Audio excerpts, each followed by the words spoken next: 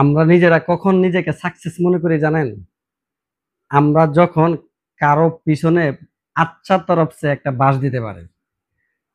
আমরা যদি কারো পিছনে লেগে তাকে বাঁশ দিতে পারি, তখন নিজেকে সাকসেস মনে হয়, প্রতিষ্ঠিত মনে হয়, বুদ্ধিজীবী মনে হয়।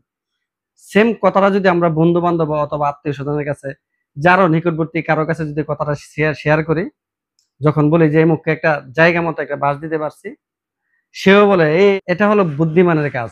সময় মতো তুমি তাকে বাঁশটা দিতে পারছো। সঠিক জবাবটা দিতে পারছো। এখন আমরা বর্তমানে হলে আমরা এই জামানার মধ্যে আছি, এমন সিচুয়েশনে আছে। আমরা নিজে সফল হওয়ার জন্য আসলে কোনো কিছুই করি না। নিজেকে ত্যাগ দিয়ে কিভাবে প্রতিষ্ঠিত হব, এই চিন্তাই আমরা করি না। আমরা চিন্তা করি কাকে কখন বাঁশ দেওয়া যায়। বাংলাদেশে এমনভাবে বাঁশ ব্যবহার হয়, এমনভাবে বাঁশ ব্যবহার হয়, আর পৃথিবীতে কোনো দেশে এরকমভাবে বাঁশ ব্যবহার হয় না। আপনারা যাই বলেন, আমার কথাগুলো আপনার কাছে ভালো নাও লাগতে পারে, কিন্তু এটাই বাস্তবতা। এটাই বাস্তবতা।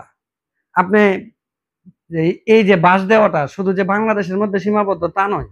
হুম, এটা প্রবাসের মধ্যে চলে আসছে। একজন প্রবাসী দেখবেন যে প্রতিষ্ঠিত হতে চাইতেছে, আরেকজন প্রবাসী তাকে টেনে ধরে রাখবে। একজন প্রবাসী তার কাছে একটা পরামর্শ চাইতেছে যে এভাবে করলে কেমন হয়, সে রাস্তাটা ভিন্ন করে দিয়ে দিল।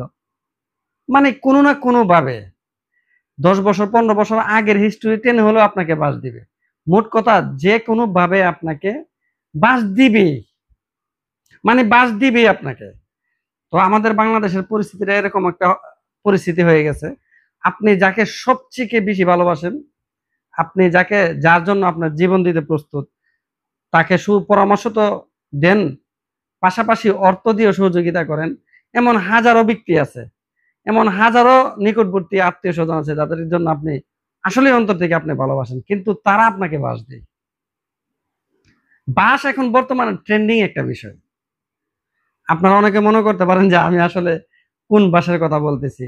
আসলে কি গাছের বাঁশের কথা বলতেছি, যে গাছ বাঁশ ঘরের ছাউনিতে ব্যবহার করা হয়, এই বাঁশের কথা মনে হয় বলতেছেন? না রে ভাই, যে বাঁশগুলা হইলো মানে চোখে দেখা যায় না, ওই বাঁশের কথা বলতেছি। আপনার 15 বছর আগে, 20 বছর আগে, 10 বছর আগে যা করছেন, একটা ভুল করে থাকেন বা ভালো কাজ একটা করেন না, এটাকে টেনে এনে যে বাঁশটা দেয়, এই বাঁশের কথাই বলছি। আমরা নিজেদেরকে আসলে পরিবর্তন করতে পারবো না। আমরা তখনই নিজেদেরকে সাকসেস মনে করি, আমরা যখন কারো পরনিন্দা, নিন্দা বলেন, কারো সমালোচনা বলেন, গীবত বলেন, এগুলা করে যখন আমরা নিজেরা স্বস্তি বোধ করি যে না, এখন আমি পেরেছি, আমি ওখানে তার সঠিক জবাব দিতে পেরেছি।